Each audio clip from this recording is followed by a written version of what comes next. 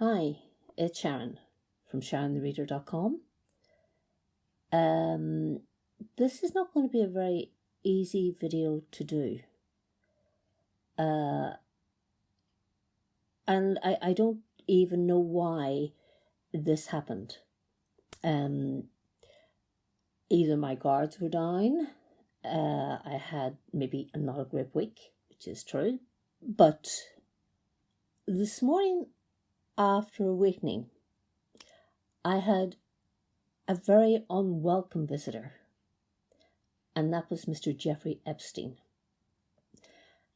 And normally what I do is channeling someone, I simply let them talk through me. But this was not the case in this circumstances.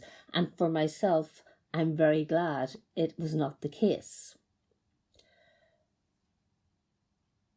I made notes after I came downstairs because I was frightened of forgetting a lot of the things that he said. So if you hear movement here, it's me reading.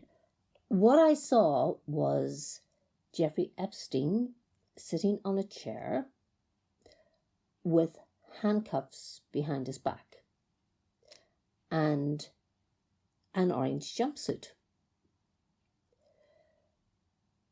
That was the vision that I saw of him.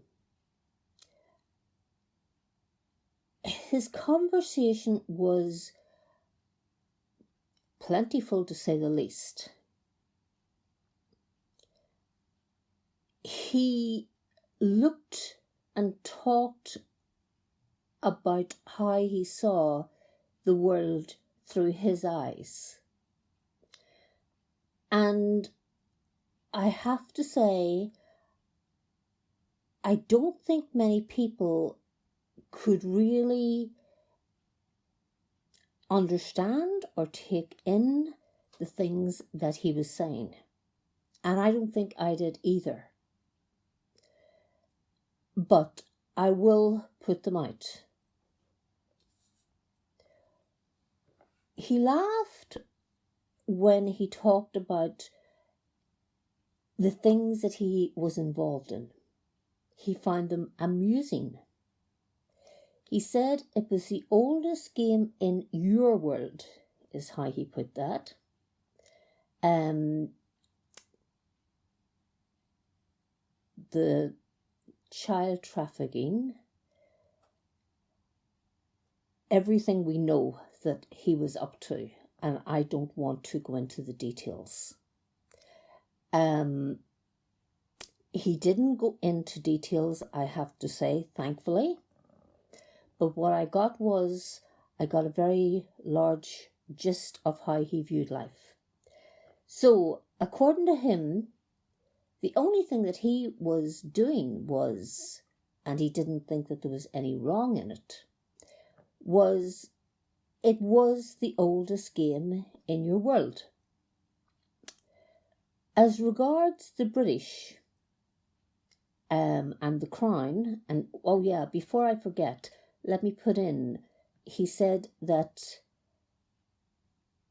royalty served many masters. He only wore one crown himself. So I don't know what you would make out of that, and I don't know what you would take out of that. But that was his words. He also found that when it came to dealing with people in Britain who he was involved with, and the fun that they had, which he provided, they were not really very, let's see, they were very boring as far as he was concerned. The things that they enjoyed, to him, was quite boring. He did say that the US and beyond were more inventive in what they did. To me, you're just talking about things that happened that should never have happened. And that is not belittling anything about one as opposed to the other. that no normal human being would be involved in. But having said that, this is Mr. Epstein's view of life. Ghislaine Maxwell, he said, was not a partner, to which he meant girlfriend relationship. There may have been things that happened between them, but he didn't consider them to be partners. He also said that there was a new man in her circle, which kind of implied, or would have implied, that there was a new romance in her life. But he made sure to correct that, in the sense that in her circle was how he put it. So,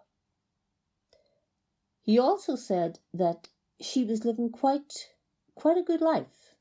It was a very large house that he showed me that she was in, and I don't mean it was a big house. I mean it was a very luxurious, large property with the outdoors where you could sit outside, have a drink, which she does with this other person, with other people actually working for her. So she isn't on her own, is the impression that I got.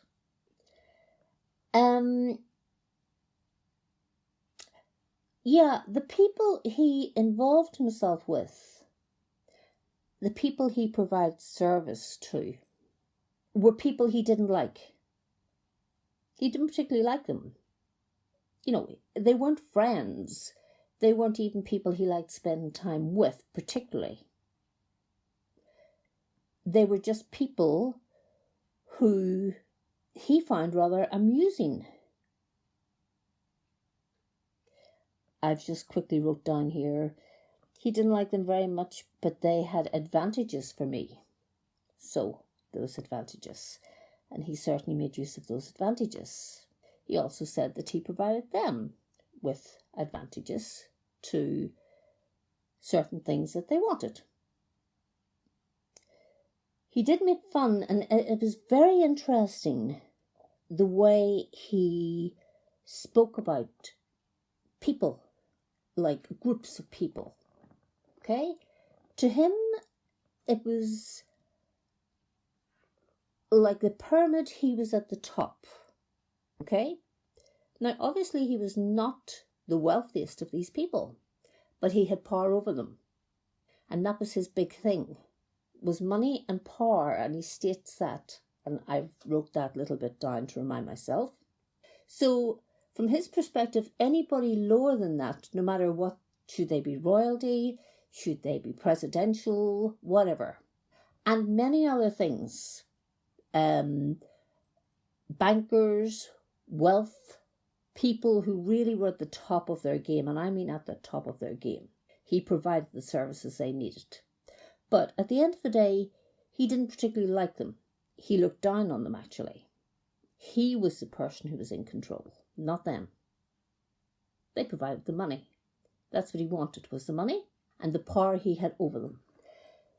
So, for the rest of us, and we were broken into another bunch of people, that would be you, me, I would say, if there is such a thing, normal people. But what I will say is people who are living with, because he made fun of that, when he said your morals and your ethics.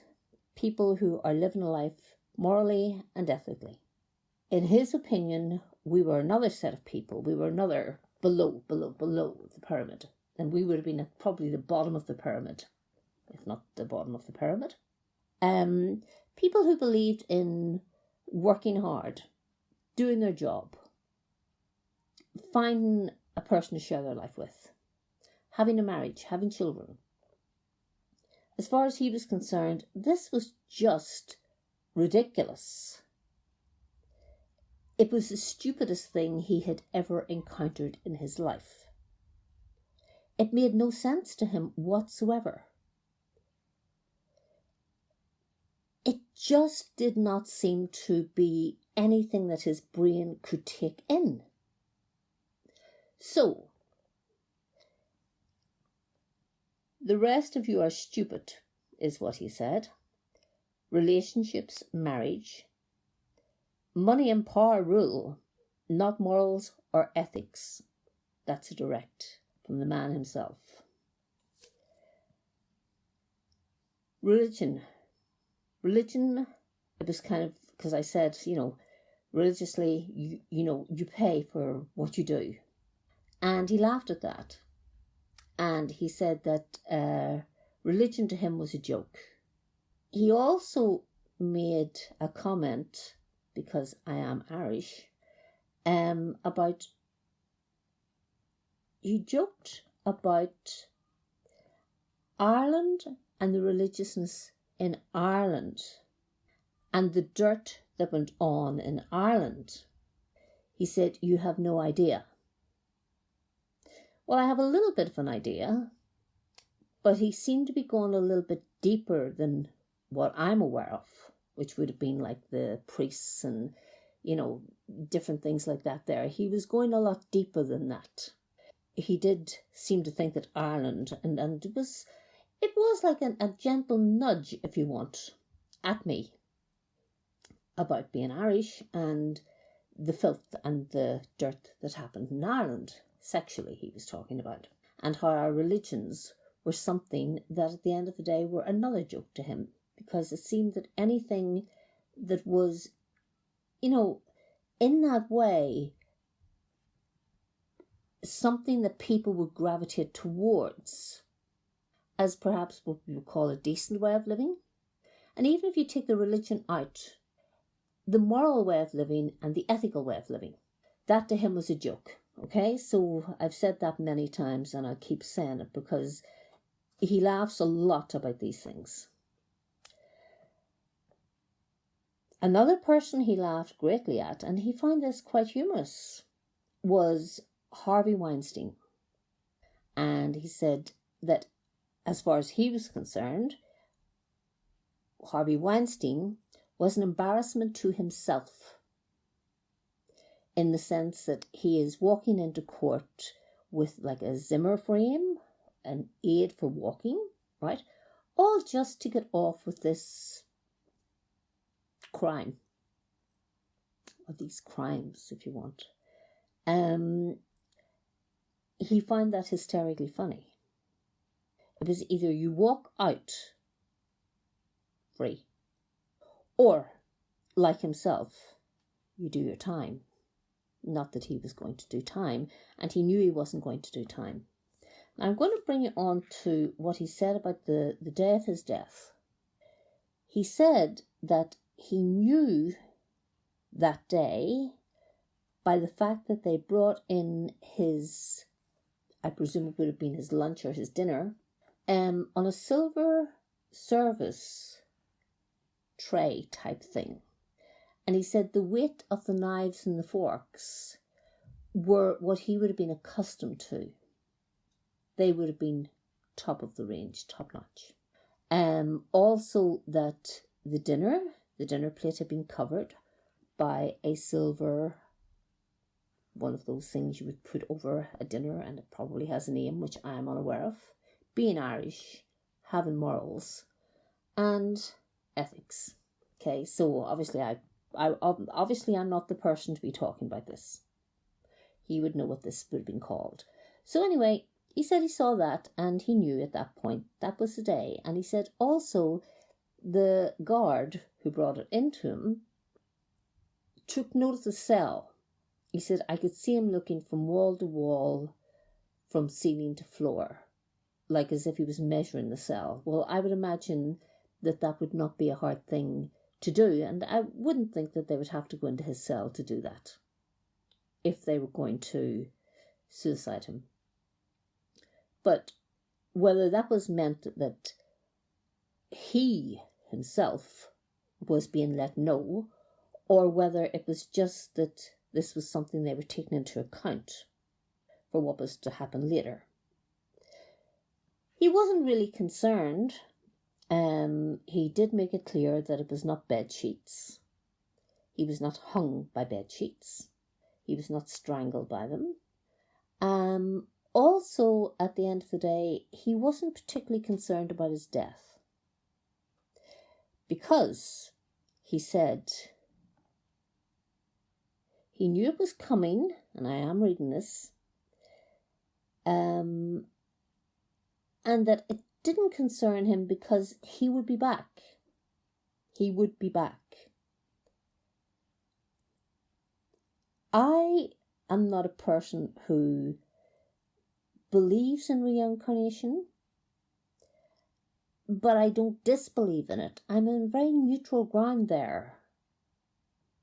But neutral, perhaps, probably dishing more towards the no, I don't believe that that's possible.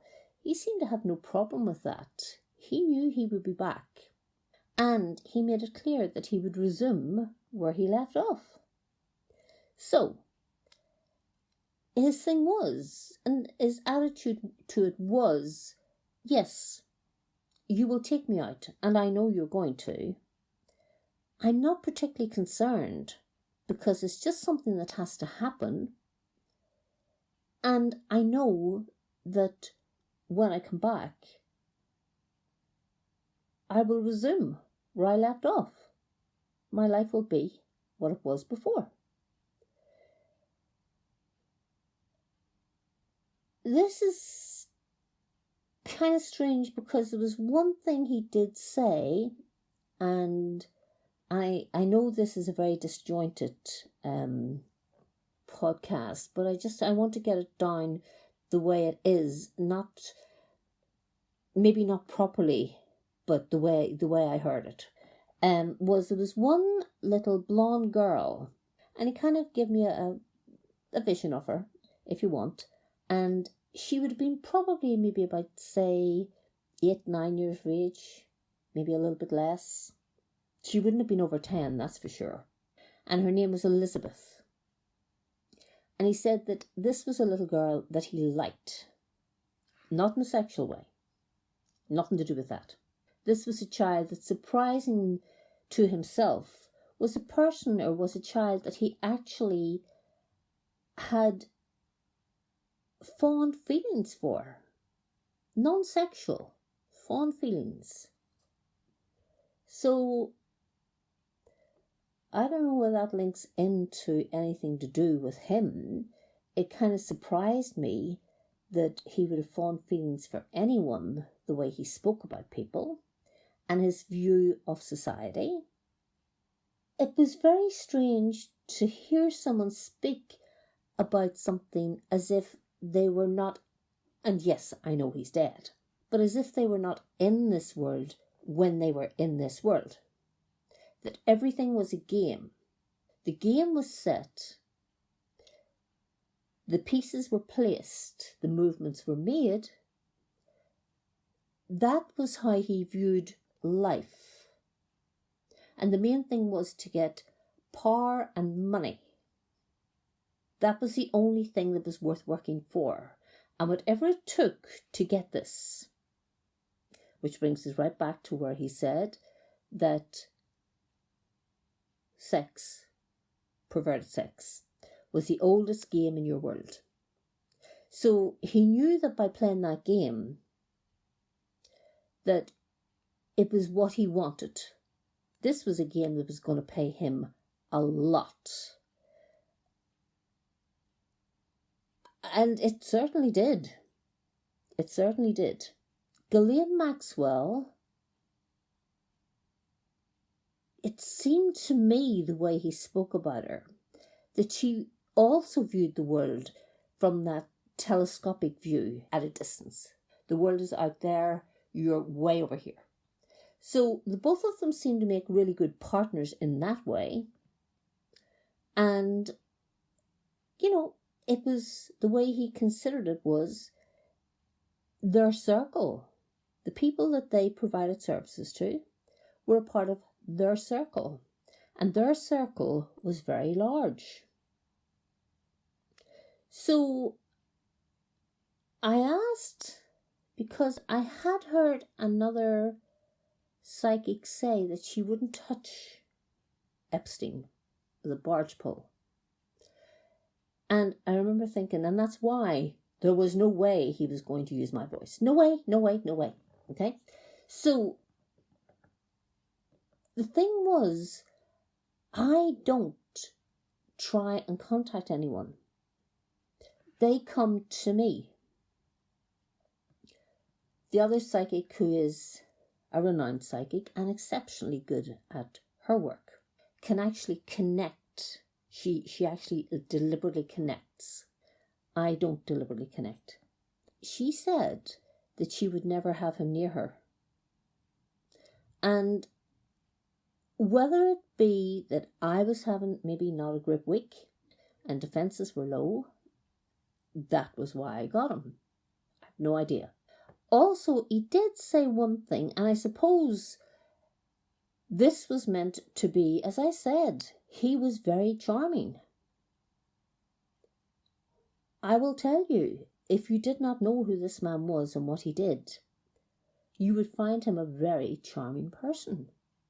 Because he was very charming while talking to me, which is not something you really want, not from a person like that. But he said, I would never, go through, someone, who throws out tarot cards, and things like that. It's so ridiculous. It's so beneath me. Do you know what I mean? And I said, well, that's what I do. So what are you doing here? And he said, no, you read a lot. You invest a lot of time in what you do. He said, I only ever went for the best. He says, I wanted the best of everything. And it's the same with this. I want to put my message out there. And so I consider you the best. You're intelligent. You can do tarot cards, but you don't do them like a reader. And that's why I chose you. Please don't take this as big-headedness, because coming from this piece of work that we're talking about called Jeffrey Epstein, right, is hardly a compliment to anybody, right? So I'm not taking this as a compliment. And I thought, oh my God, get me out of here. Get me out of my home where this is happening, right? Just get me away from this person. And I said, please don't come to me again. Don't, please just stay away from me. And the funny thing is, I always wear a crucifix. And I haven't worn one for about 3 months because I bought a new piece of jewellery and I liked it. So the crucifix will be back on again very quickly, I'm telling you. As I say, I have no idea why this was chosen. He did seem to want to get this out, right? There is no remorse for what he's done. You know, it's not like he has passed on to the next world and he is paying a price. Whatever the price is, he's quite prepared to pay. He said that. He said, when you roll the dice, you take what comes. So the vision was of him sitting in an orange jumpsuit, right, on a hardback chair with handcuffs at the back where his hands were. So I have seen people pass, or they have allowed me to get glimpses of how they pass, but they pass over. This man seems not to have passed over to what I would call accountability, which would be with a God. But he is also not in this world either. I would love to be able to say this is where he is. You know, I can't wrap my head around that fact at all. I have no idea where he is. He's certainly not alive. He's definitely dead. But when it comes to where he is on the other side, I have no idea. I have never seen anything like this in my life.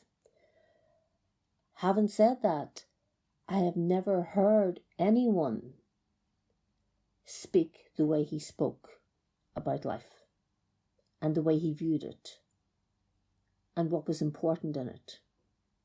And really, it was almost like a children's party. You know, we're having games. You do this and, jump rope, and I'll wind the rope, right? And then it's my turn, right? It was like that. That was the way he viewed the world. But it was most certainly not in a childlike way. There was nothing childlike about what he was talking about. So this was a very, very, very strange man. Not in the least bit concerned about death. Having a good laugh at Harvey Weinstein. Talking about the little blonde girl, Elizabeth, who he liked. Seemed to genuinely like, which was astounding to me. Laughed at all religions. Could poke fun at the fact I was an Irish girl. Knowing that his death was coming, I just want to go over the notes that I've made. How stupid the rest of us are when we buy into jobs, religion, marriage, relationships. And just below that I've wrote, and this is what he said, money and power rule. No morals or ethics. They serve no one. Boredom with the crown, that being the royals. And he wasn't talking about one. He talked about the royals, as in plural. That they were rather boring, in his opinion, right, in what they wanted out of sex, which probably to you and I would be very strange, but they were not as strange, if you want, or what's the word? Inventive was the word he used. Not as inventive as people he knew from the US and beyond. So that would be, you're talking about people in government. You're not probably talking about people in government. You're talking about people in government. You're also talking about people at the height of their profession. That would be to do with finance, and anything businessmen at the top was what he was talking about. They were more adventurous. He enjoyed that. But like none of them. Okay? They were there to serve him, to get him what he wanted, to put him in a place of the power that he wanted, which was, stupidly enough, when you think about it, the power that they had, or that he had over them, as opposed to the power that they had over him. Because at the end of the day, these people who were so powerful were handing their power over to him. And that's what he loved, plus the money. It gave him the lifestyle he wanted. And he said he knew that from when he was a child, right? He had worked the game out from he was a child. He says it is not difficult to do. So, a very unwelcome visitor. There'll be a lot of cleansing around my home today. Thankfully, he did say that it was a one-off and that he would not be back, which makes me relieved. And at the end of the day, after this, there's not a lot I can say. There's really not a lot I can say. So I'm just going to say thank you for listening, and maybe this will give you some type of insight onto a personality type which eludes me completely. And I'll just say, take care of yourselves, take care of each other. And now I'm going to have a bath. Thank you for your time. Goodbye.